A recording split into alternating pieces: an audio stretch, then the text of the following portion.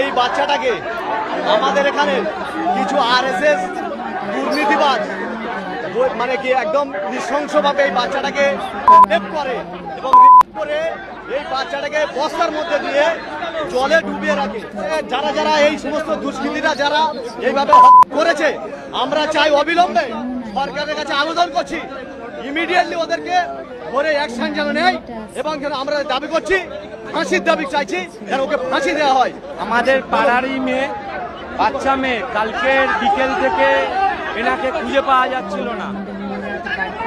তারপরে আমাদের পাড়া পুলিশ প্রশাসনকে তো খবর দেওয়া হয়েছে, কোনো সহযোগিতা করেনি। আমাদের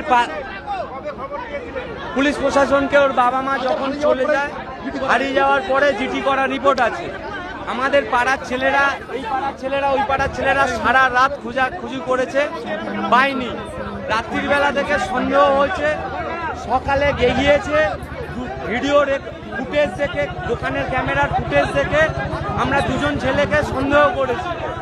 তাদেরকে তোলার পরে আমরা সবাই মিলে গিয়ে ক্যাম্পের পুলিশ গেছে, কোনো পুলিশ আসেনি। এছাড়া এই বডিটা আমাদের পাড়ার ছেলেরা উদ্ধার করলো।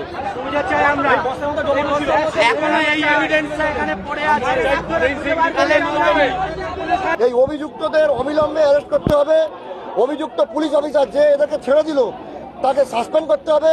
আর এই বিজেপি নেতা শান্তনু মণ্ডল যে এই অপকর্মকে প্রশ্রয় দিল তাকে অবিলম্বে অ্যারেস্ট করে সমান শাস্তি দিতে হবে, সমান শাস্তি দিতে হবে তাদেরকে।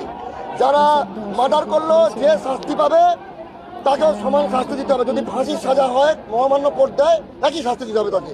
এই যে একরত্তি নিষ্পাপ শিশুটিকে, 9 বছরের শিশুটিকে নৃশংসভাবে হত্যা, ধর্ষণ এবং তারপর পুঁতে ফেলা হয়েছে, এর জন্য এলাকার সাধারণ মানুষ, শান্তিপ্রিয় মানুষ তারা রাস্তায় নেমেছে। তাদের